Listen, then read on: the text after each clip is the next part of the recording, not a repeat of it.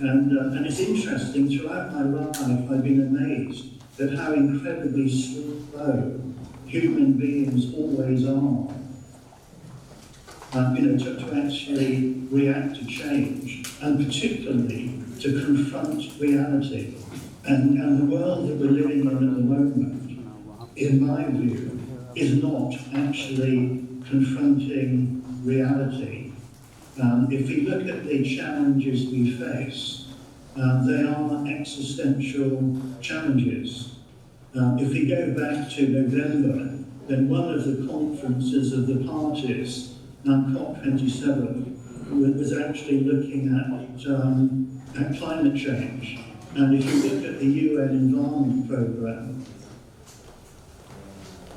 pre-COP report, it's quite clear, looking at the scientific evidence, that we are not doing enough. And where you are, in India, we're very much in the front line in terms of extreme weather events. And I'm not sure if people are fully aware of how many of your fellow citizens in the past year have been affected. Thousands of people have lost their homes, hundreds of thousands of livestock have been lost. The consequences of what is actually happening, and particularly, as you can see, in terms of extreme weather events, they're actually profound. And there's no credible route looking at the commitments that governments have made to date to actually get the temperatures and limit the increase to 1.5 degrees centigrade. That at the moment looks unattainable.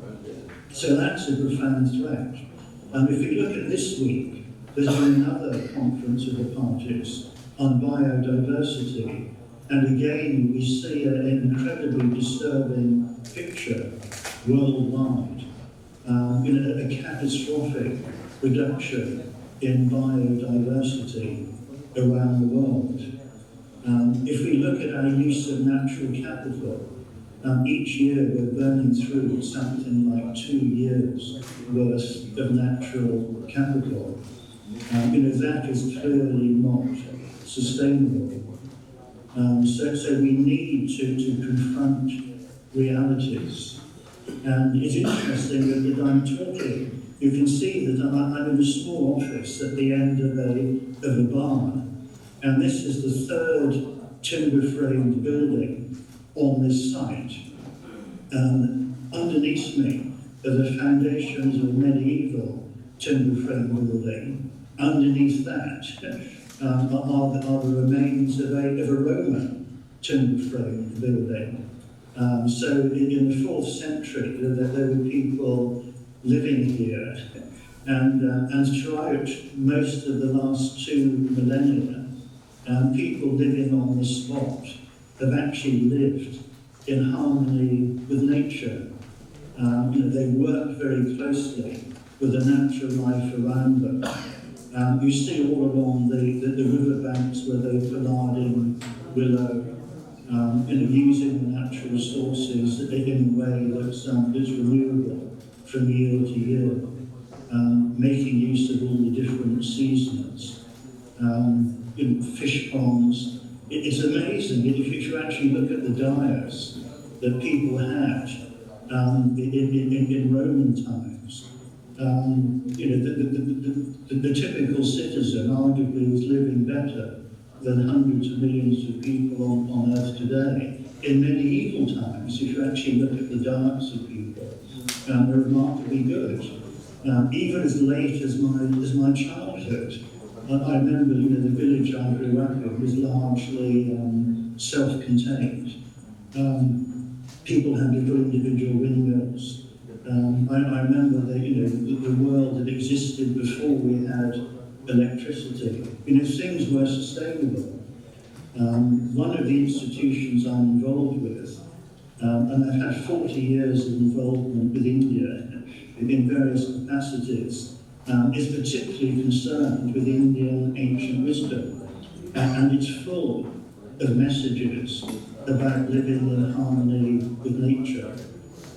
So people long before us, we were actually living in a way that's much more sustainable than the way that we're behaving today.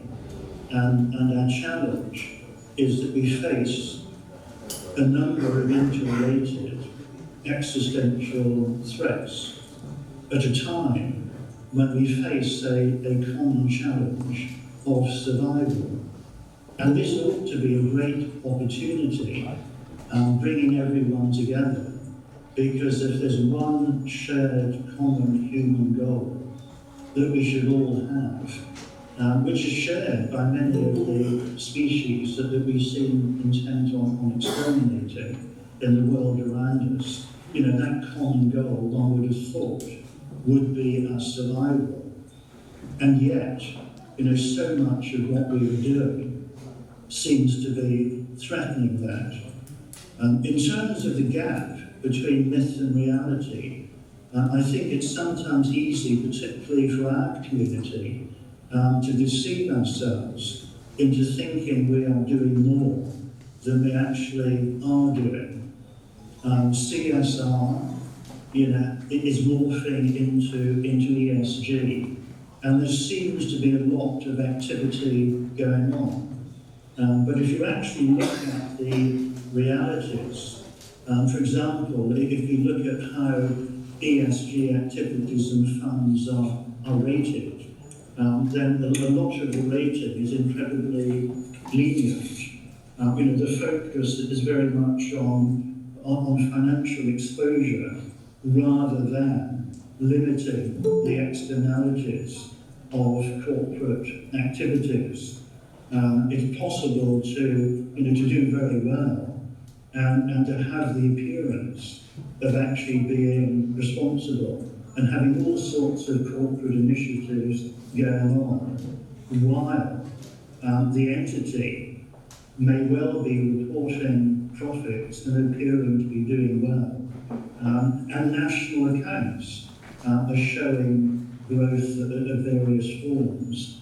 But the reality is that the externalities are actually being borne by many members of societies affected by extreme weather events, borne by nature, by other species that are being eliminated. The way we account for our activities are failing to address those negative externalities. So our view of the world is very misleading. We also face a common challenge just at the time when we need collaboration and cooperation and to bring people together to address some of these existential threats. And we also see, over the past year, the world fragmenting into different groups, and all of us around the world feeling the impact of Russia's invasion of Ukraine. Following the pandemic, which certainly disrupted all those global supply chains and in the global companies that I was writing about 30 years ago. That's been severely compounded by an illegal, unbelievably brutal invasion of a peaceful, sovereign neighbour, a completely unjustifiable act. And that has created profound shocks around the world. It's contributing to inflation, it's reducing growth. Many countries around the world are going into recession. The cost of energy in particular is going up. And we see countries around the world differing enormously in their responses. They range from people absolutely horrified by the conduct that's being shown. Whole communities, in fact, a whole sort of national culture, an intent to destroy it. Museums, schools, churches, you name it. The electricity system, millions of people being forced into being refugees. people today, without heating or water in sub-zero temperatures, children being kidnapped and taken away, and the looting that's taking place. It's a profoundly disturbing event, and yet around the world, some people are standing up for what they believe are principles. Other people, see it as a business opportunity, an opportunity, to buy cheaper oil at a discount if you continue to trade. So just at the time when we need unity to confront these existential threats, we actually see the world fragmenting.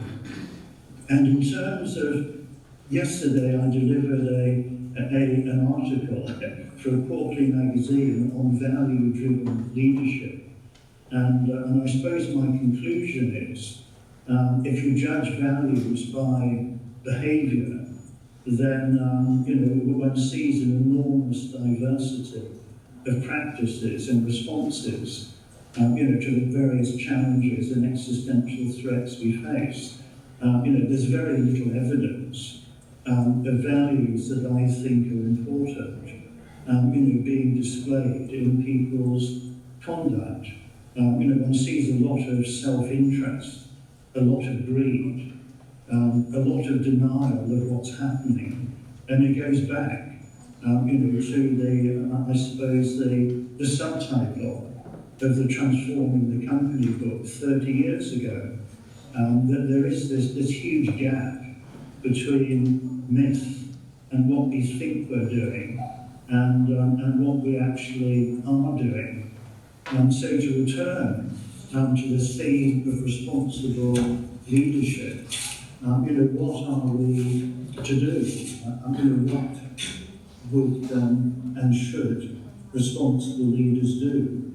And in this, you that are here today are an absolutely critical audience, in my view, because we've seen over recent years, in response to challenges such as biodiversity, declining natural capital, global warming and climate change, it's very difficult for particularly democratic governments to do what is necessary, because many of those citizens want to do well. They aspire to standards of living that they've seen in other parts of the world, particularly in developing countries.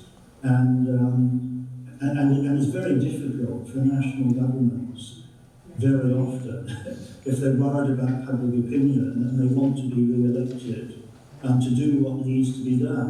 In comparison, companies have considerable freedom of action. Most object clause in corporate constitutions give boards considerable freedom to act. So it's possible for many of you to do things and to collaborate and to have an impact, particularly in view of the significance of India today. If you look at all the countries of the world, where I am in the UK, whatever we do, it isn't going to have a great impact on things like global warming and climate change, because we're only 1% of the global emissions. India, in comparison, is 13%. You're talking about 1.4 billion people.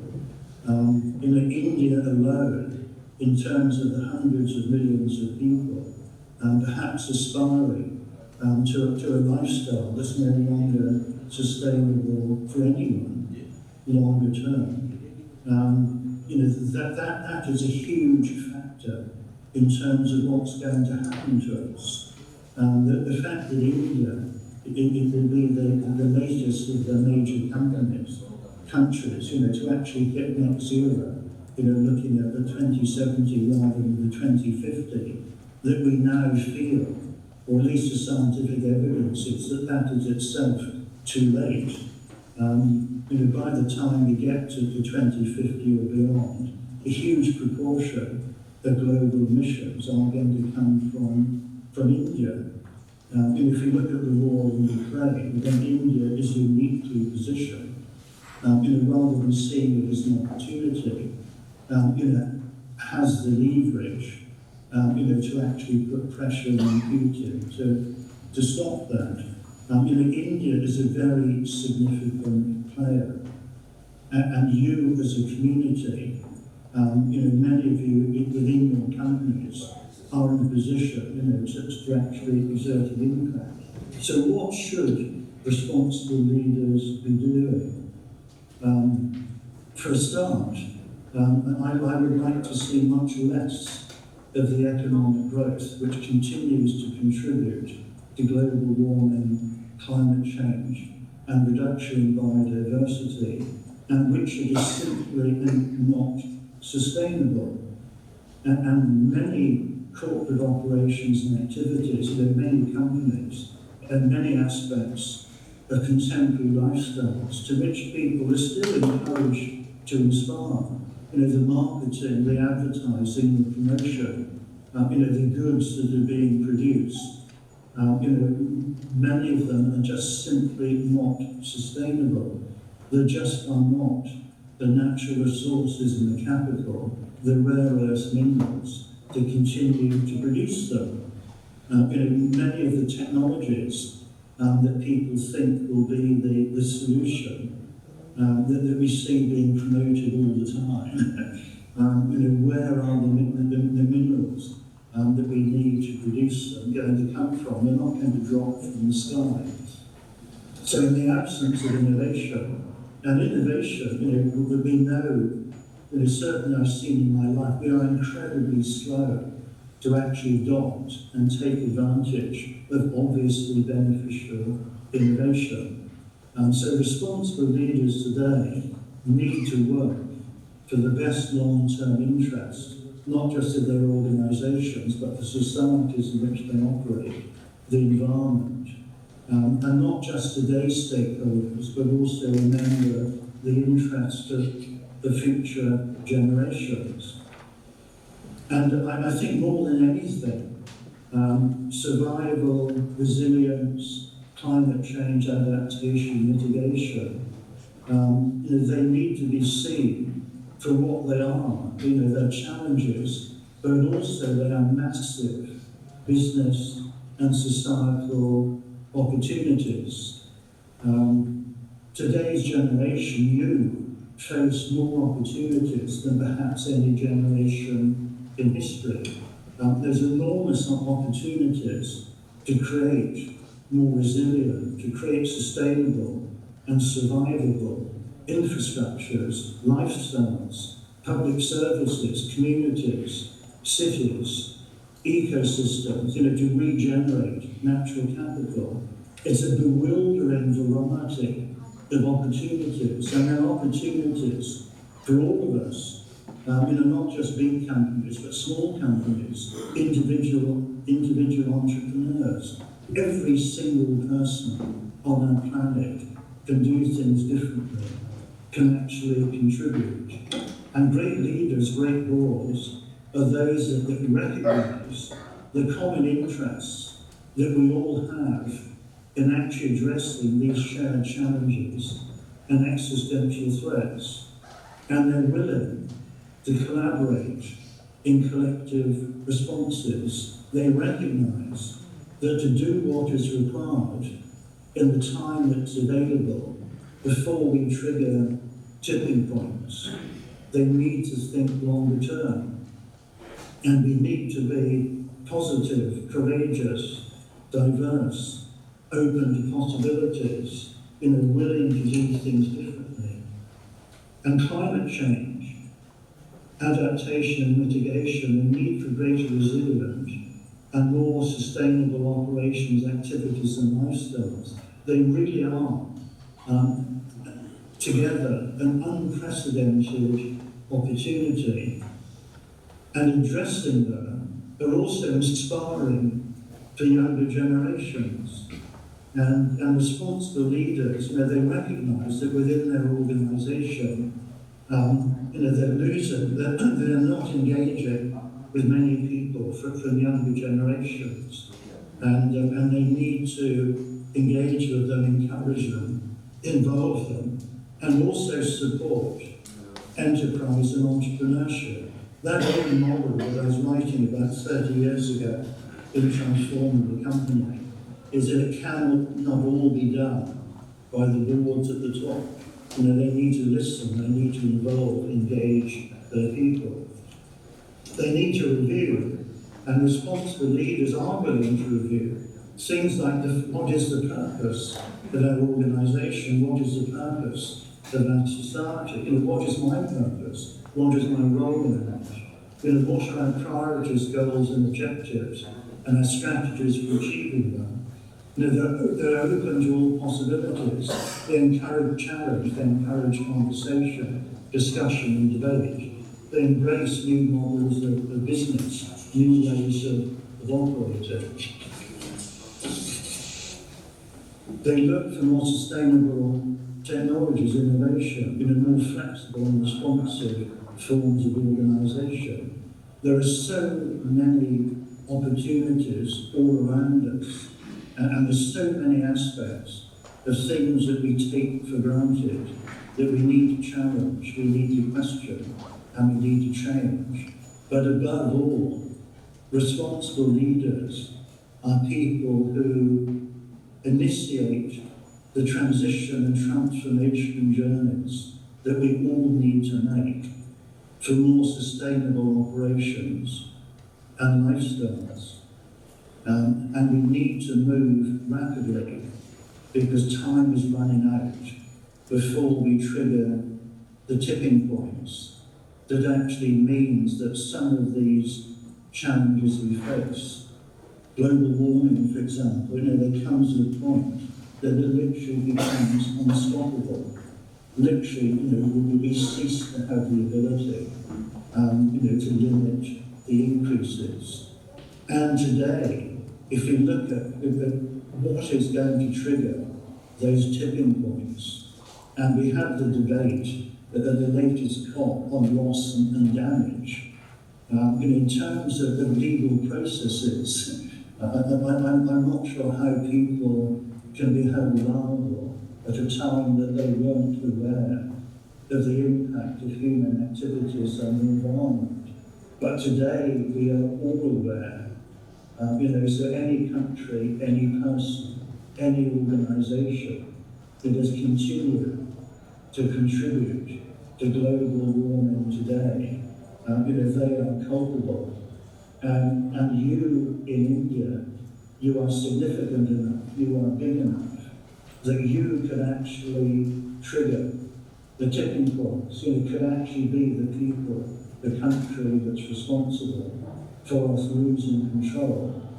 Or alternatively, the other way of looking at it is you could be the people, the country that actually prevents that from happening. So you, perhaps more than any community, perhaps more than any country, certainly India and China, you know, the two of you have an unprecedented opportunity to make a difference and to change direction and to start moving rapidly on those transition and transformation journeys to more sustainable operations and more sustainable lifestyles. So today, you know, for the rest of today, you know, listen carefully and think big. And certainly, you know, draw upon your history and draw upon your heritage. Because as I was saying earlier, you know, my involvement, and I'm on the governing body of it, at the Indian Institute of Indian Management, the Sri Sharada Institute of Indian Management Research, has a particular interest in Indian ancient wisdom. And if there's one society on earth that you would think ought to really understand, if it draws upon its heritage, the importance of living in harmony with nature, it is India. And in my view, you know, India could be, if it's true to its heritage, if it's true to its philosophy and its history, India could be the first country that actually lives in a sustainable way. You could be the source of the innovation, the social innovation, the lifestyle innovation that actually enables us to survive. So I'm with you, I'm supportive, I'm for you, and please, use your time wisely and go for it. The session. Good afternoon, sir. I'm from Indian culture. Namaskar.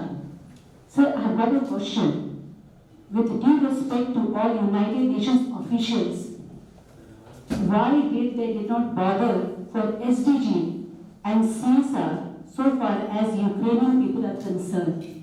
Because you discussed about Russia and Ukraine war. All SDG goals and CSR responsibilities were completely ignored.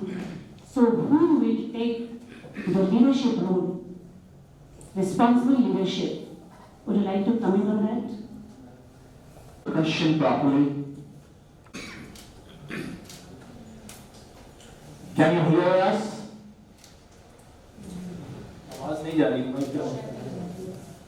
Hi, good afternoon. Are you able to hear us? Professor Colin?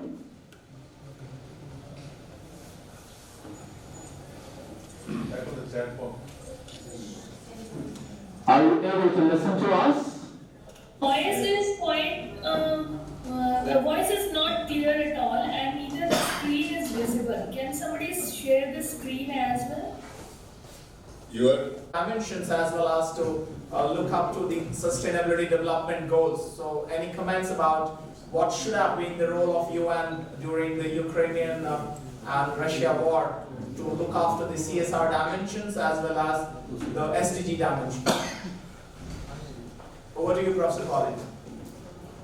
Question, because what we have in the invasion of Ukraine is basically, it shows that it's almost the worst possible thing that could happen for the simple reason that the aggressor, who is doing something that is clearly a contravention of the UN Charter and why the UN is there. But the aggressor in this case happens to be a nuclear-armed permanent member of the UN Security Council with a veto, and it's also supported because in a sense claiming to be neutral in this situation actually supports the aggressor. There are two other members of the Security Council that are reluctant to vote against or condemn Russia.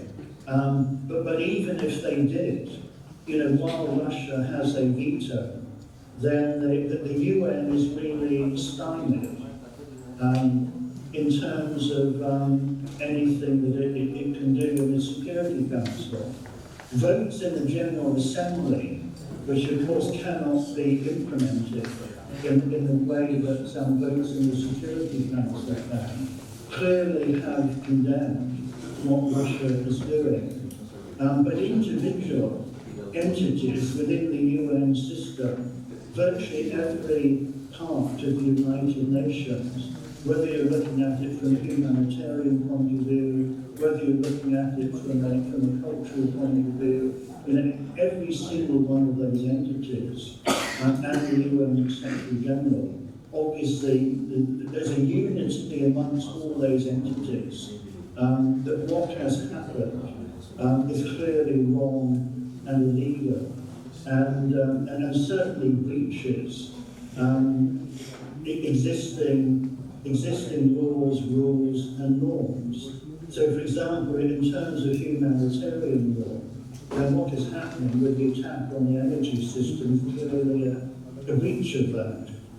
Because the legal principles involved require proportionality, and there's no way in which forcing millions of people to be in sub-zero temperatures, without heating or water.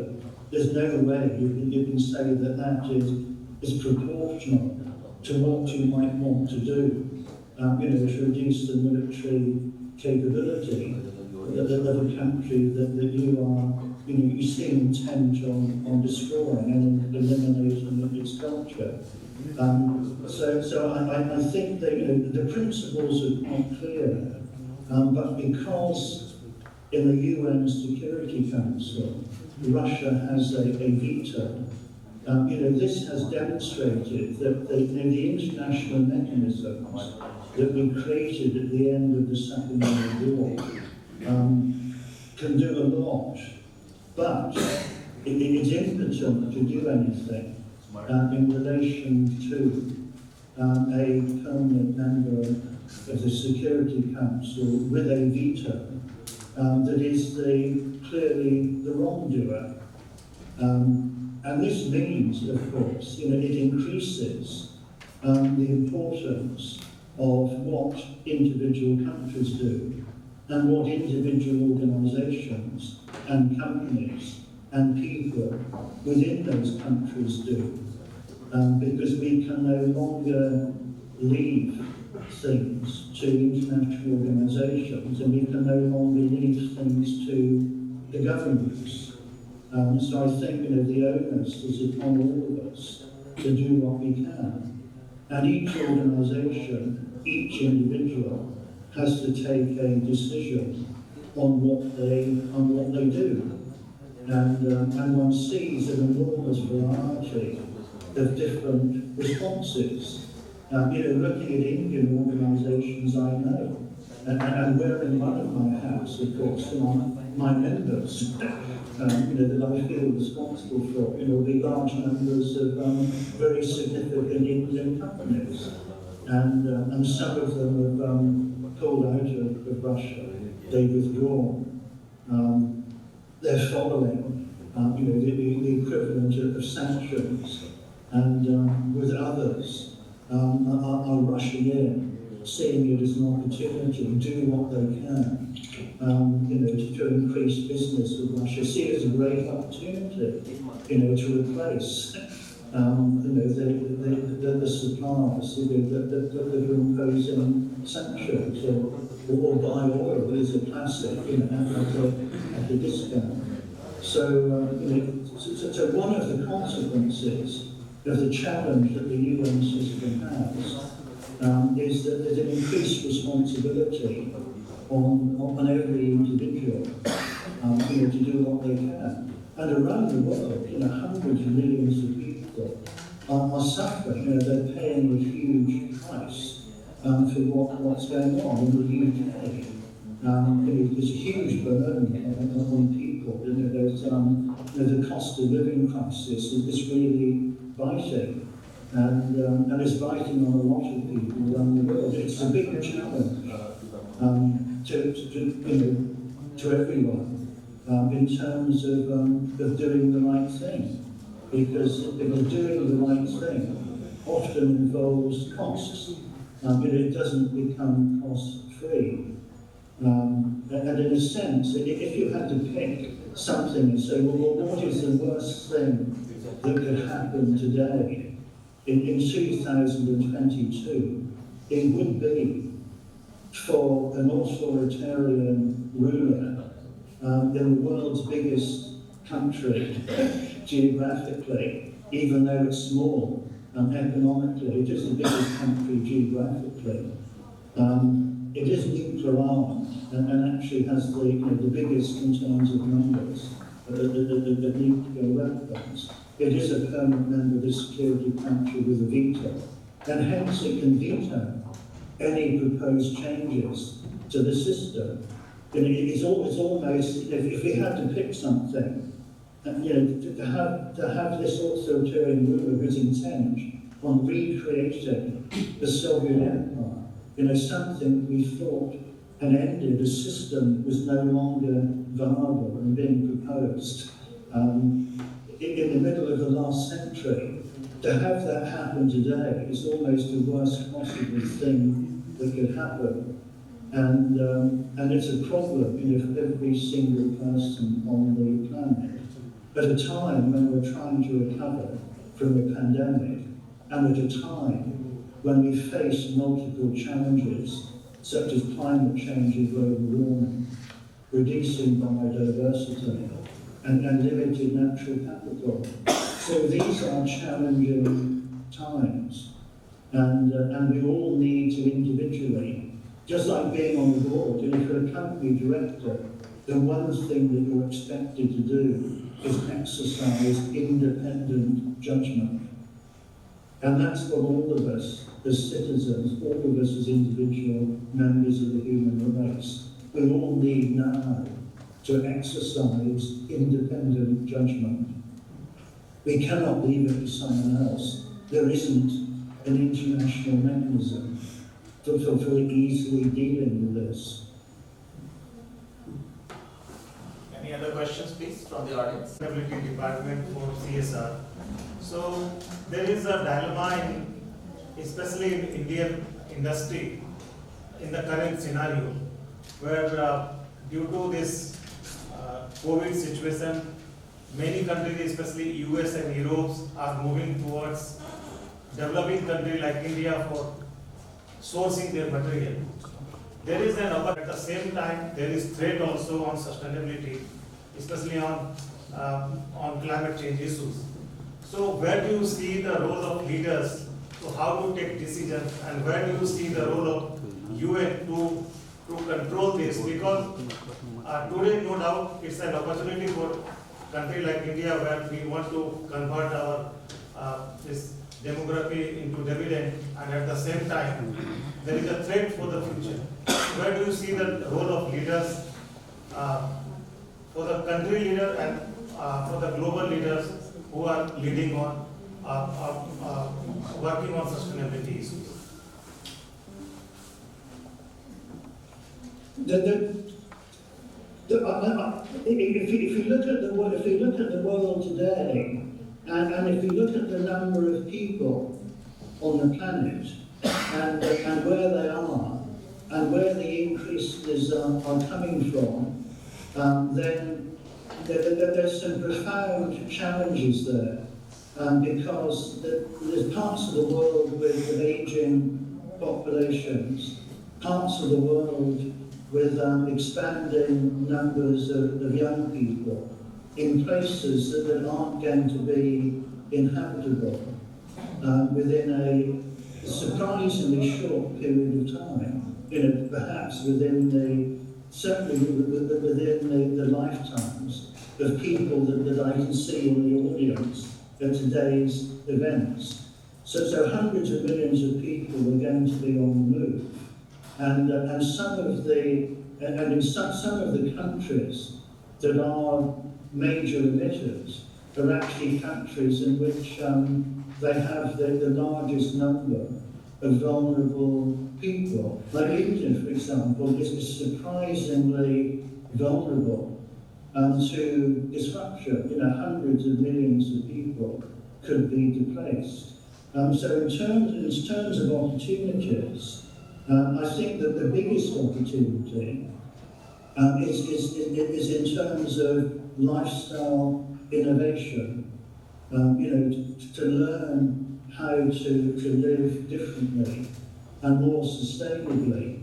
And I honestly believe, and I'm not just saying it, to try and sort of scupper, people's hopes that they all want to drive around in cars and jet around the world on holidays and that sort of thing. But I honestly think that living simply and living more healthily and living in a less stressful way and a more richer way, and instead of being like in debt and under great pressure to sort of change your car so that you've got the latest model and all the rest of it. To me, living in a simpler, healthier, less pressured, more sustainable way can actually be much more enjoyable and much more fulfilling. And I think rather than selling to hundreds of millions of people in developing countries around the world, the prospect of a lifestyle that's unsustainable, and it's going to be simply horrible if you look at the implications, breathing polluted air, being on the move, being flooded. If you think about all those coastal cities around the world that are going to be underwater, there's trillions, hundreds of trillions of investment is going to be wiped out.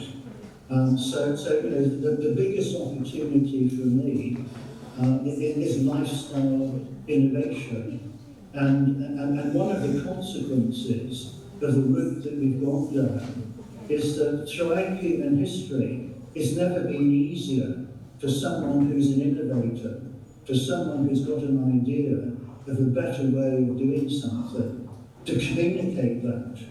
It's actually possible today, within minutes, to use the modern technologies, social media and all the rest of it. You can be anywhere on the planet, and very quickly you can communicate with more people alive today that have probably died in the whole of human history. So in other words, it's never been so easy for people to spread idea and messages. And again, if you had to pick a place where in terms of its philosophy, in terms of its history, where people ought to know and understand what it is, to live simply, and you would pick India, and you'd think, well, India ought to be the place. It's a world full of philosophers, full of people that think, full of people, at every roadside there's someone that's sort of sitting down thinking. There's a whole world within human beings that there's plenty of scope for doing things there. As I said, I would point to lifestyle innovation as a huge opportunity where people in India can actually lead the world in terms of changing direction. And a simpler lifestyle can be great, and it's not just me as an older person, and people often say, well, as you get older, your views of your childhood become more magical. But my childhood, I remember it in a country village in Cornwall, when we had nothing. I remember as a child, I had hardly anything. All my toys were whatever washed up on the beach. They're all broken, but I absolutely love them. But the little village I grew up in, by the sea, as I said, we didn't have electricity. I remember, most people, didn't have sort of inside lavatories or anything like that. But within the village, we were a happy community. We didn't have to bolt our doors. There wasn't any crime. Most members of the village played musical instruments. They belonged to all sorts of societies. We had sporting activities. We had sort of village festivals. It was great. If I go home today and I still kept my childhood home, I've got to have burglar alarms and everything is bolted. Many young people, there's a drug problem in the village and so on and so forth. People are depressed, people are on benefits, people are isolated. There's every problem under the sun. And we're supposed to call that development. We're supposed to call that growth. And it isn't a balanced community. It isn't, people, some people feel excluded, they haven't got, they judge themselves, somebody else goes on more holidays or has a bigger car and all the rest of it. I honestly don't see that as development. I don't see that as progress. And I think a lot of these things need to be rethought. And as I say, that one of the big changes I've noticed is our relationship with the natural world. I think the happiest day of my life as a child was when two rabbits came. I was on the cliff on a hot day and lay beside me because they recognised me as part of their world. And I felt really at home with them. But today that just wouldn't happen. The moment a human being appears, the wildlife disappears. Most of it is gone anyway. Those rabbits are no longer there. that they've been exterminated along with lots of other creatures that I remember by what we call progress. As I say, that I think the way we are going is not bringing a lot of people happiness, contentment, fulfillment, the relationships with their fellow human beings, the relationships with the natural world, that I think they would find much more satisfying, much less stressful. Just being able to breathe fresh air would be great. If people can remember what it is to breathe fresh air, to live without sound, to have darkness, to be able at night, to look up and actually see the wonder of the heavens and the stars, without everything being sort of destroyed by light pollution. To look at the world around you rather than looking into the screen of a mobile device. I think there's a whole world of wonder there that many people don't have. All they do is every time they switch on, they see an advertisement. It's reminding them of what they don't have, of what they're not, rather than making them grateful for what they do. And I've never been, particularly as I've had to survive war zones and trying to stop conflicts, I've never wanted anything other than to be alive. And thinking how magical it is to be alive and alive now, and alive on the only planet that we know of in the universe that actually supports life like us. We may well be unique, and we think how wonderful is that? How would anyone want more than to be alive on the only place in the universe, where there is life?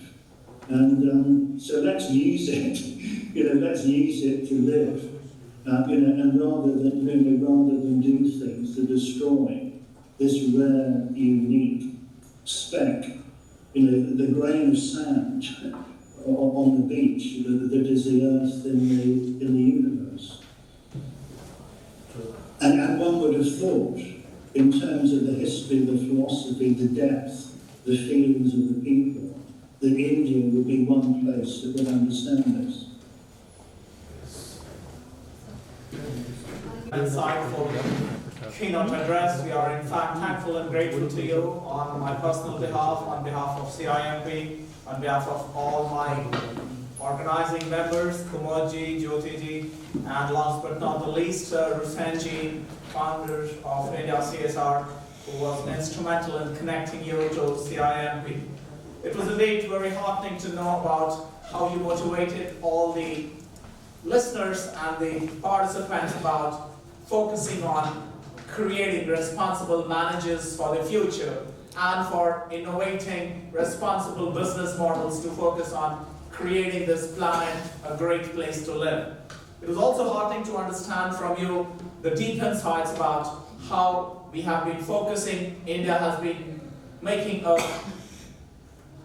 commendable move towards safeguarding the people, the planet as well. So let me place on record my deep sense of gratitude from CIMP, and we also take this opportunity to invite you to the technical sessions in case time permits you, and in case you do not have other pressing engagements, and we look forward to have a sustained engagement with you in the years to come. And with these words, we once again thank you with big round of applause from our audience. Thank you so very much. Have a wonderful time. Thanks a lot. Thank you.